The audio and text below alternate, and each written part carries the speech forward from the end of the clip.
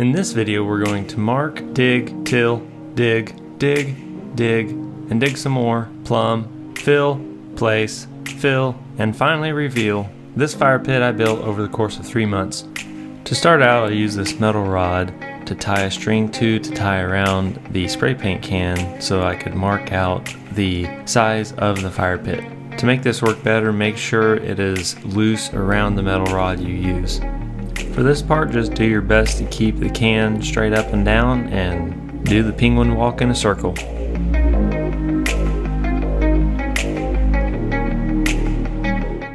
If you would like, you can check your measurements from the center point to make sure you're about the same size all the way around, and then start digging.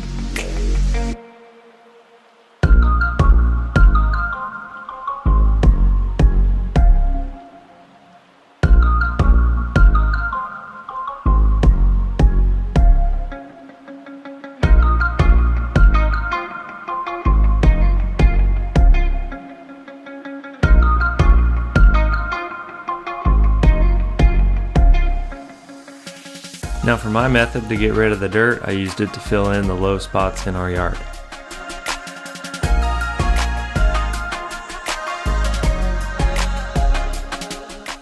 This is not a step you have to do, but it does make it easier breaking up that top layer of soil.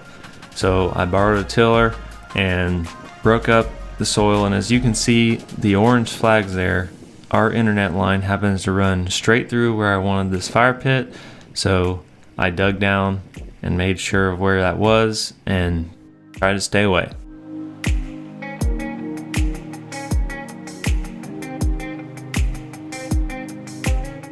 The slope of our yard happened to work out perfect for the thickness of this paver brick on one end to be the same as the soil on the other end. As you can see, we are perfectly level.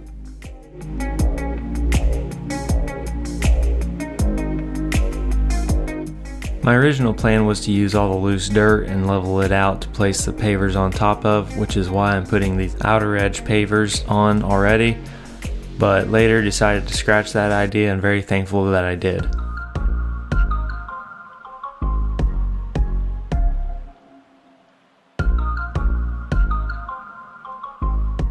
To try to stay completely level around the whole ring, I used the string from our original spot and rotated around to different areas and dug out the dirt to place the paver in, and I spaced out the ones I did this with enough so then I could use a long level to fill in the in-between gaps. After I finished this outside perimeter, I then decided to switch up my plan and dig out all the dirt inside the circle.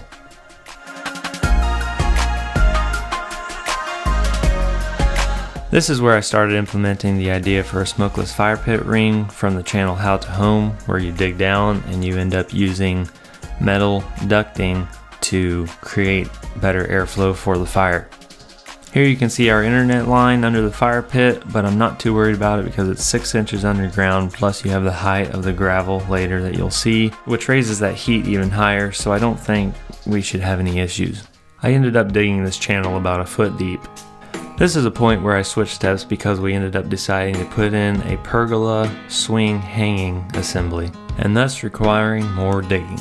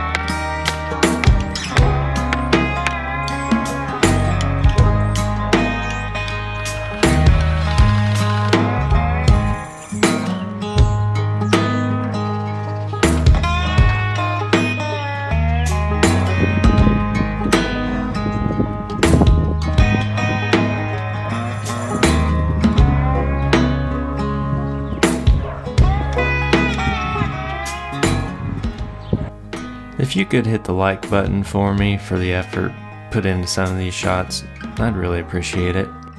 So obviously my 2x6 is way off center, but for right now I was just using it as stability for pouring the cement around the post. I think this is sort of a slight mistake I made in not making my hole big enough to have the cement completely wrap around this 6x6. After the cement set up, it still seemed somewhat wobbly, but thankfully the cement I put in between the pavers later really solidified these two posts.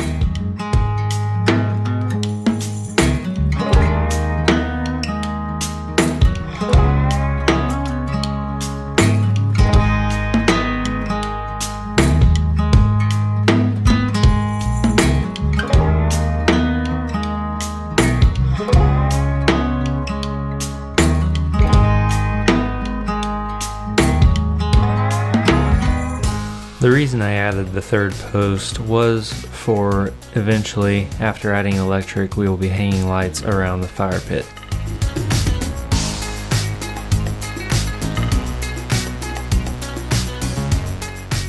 After setting all the posts, I ended up getting back to the fire pit and the air ventilation system I was putting in.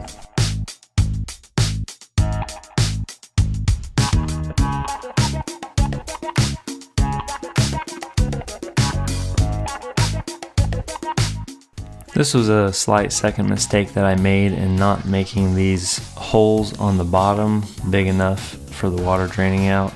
It still drains, but I think making them a little bigger would definitely help.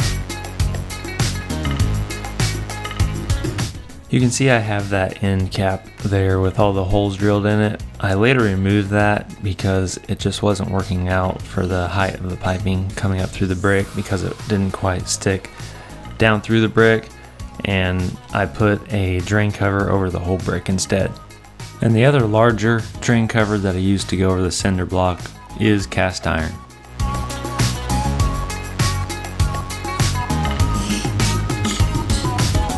This project did have several different times of me going back and forth between different work, but most of it was just to get some stuff done before other steps need to be done. Obviously the top part of this pergola piece didn't need to be done yet, but I was just ready to get it over with.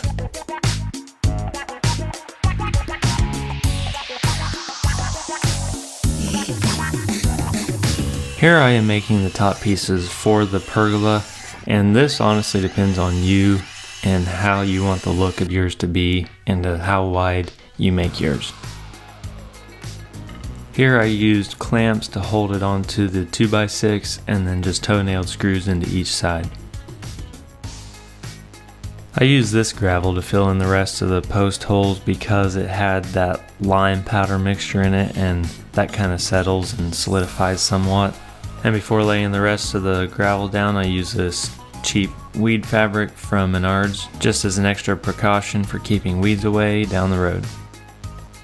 For this rock, I got it from a local rock quarry about 5 minutes or so from our house, and I got about a ton of rock. I almost didn't have enough for this 15-foot diameter. If you have a rock quarry near you, I would highly recommend going there instead because they had a $30 minimum purchase on this, which would have probably been several $100s in small half a cubic foot bags.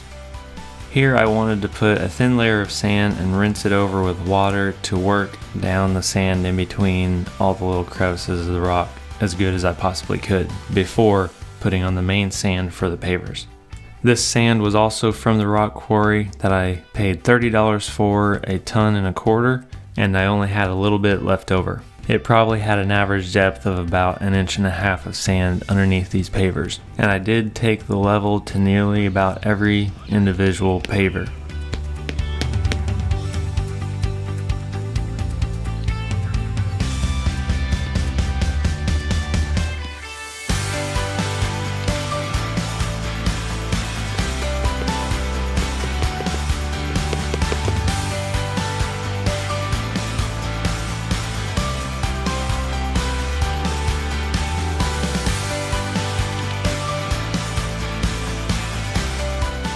I used a diamond cutting blade for customizing the paver sizes.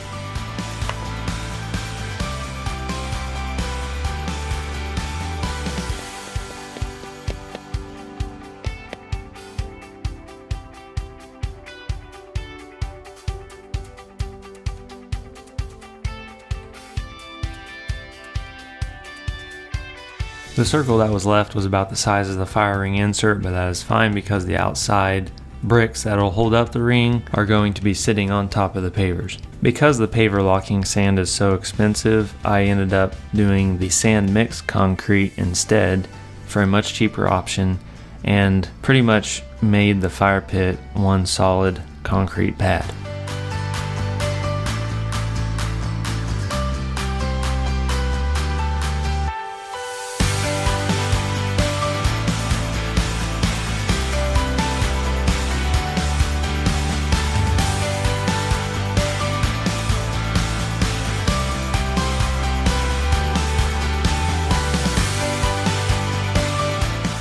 Here you can see all the cracks and crevices were filled in with the sand mix, and now it was time to get to spraying.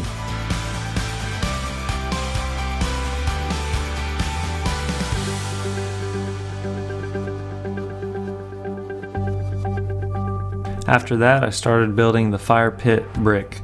This is where I implemented the second idea for a smokeless fire pit ring in using an idea from the Haxman channel, and I left a brick on each side out so that air could flow up and into the fire pit ring.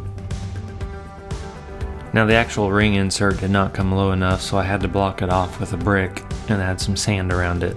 This might be temporary and have to come up with a better method later.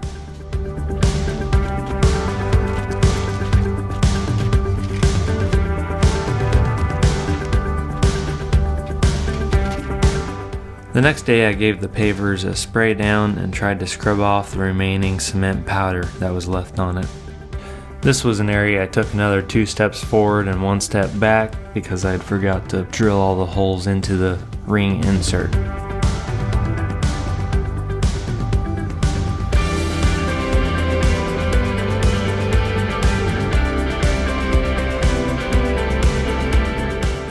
I was finally able to cut off my vent pipe and insert the drain cover. It blends in really well, but I already have had about every person ask what the drain cover is for. Before finishing the topper, I was excited to go ahead and try out the fire pit and see how well it worked.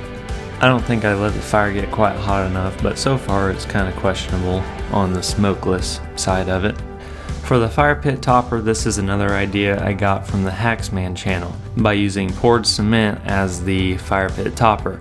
Although he used 4 different pieces as the topper, I wanted to do it all one solid piece. As you can see here, I built this form out of 1/2 inch foam board and cut the side strips to 2 3/4 inches so that I had a 2.5 inch depth of concrete. It's held together with a bunch of screws, and I put a screw also at the joint to try to hold those joints in together from bowing out. And then I placed it on the flattest area that was available at the time. For this, I used a crack resistant cement mix that also had fiber blended in with it.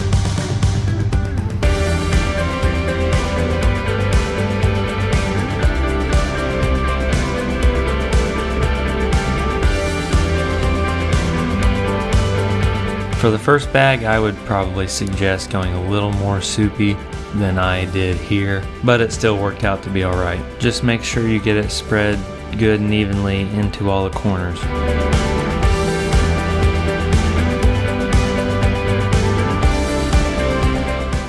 Now here's where I messed up on my calculations because I did not quite have enough to go up to the edge of the form. So I did my best to eye it and make it as even as possible around the whole thing.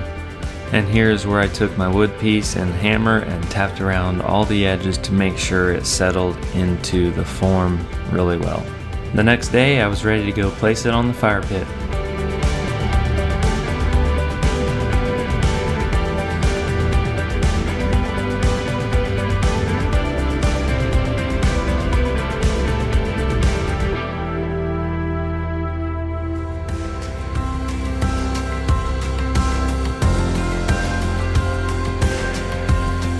I probably used a few moves here that would make it most likely break apart, but obviously the fiber reinforced mix helped it out and it stayed together. And finally, for the big reveal, yes, there was air bubble areas, but overall I am completely satisfied with how it turned out.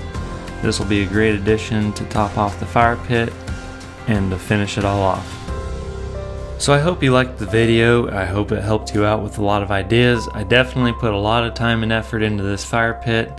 If it did help you out any, I'd really appreciate a like. I also will be adding electrical out to this fire pit and also building a swing for the pergola area. If you want to see that, be sure to subscribe, and thanks for watching.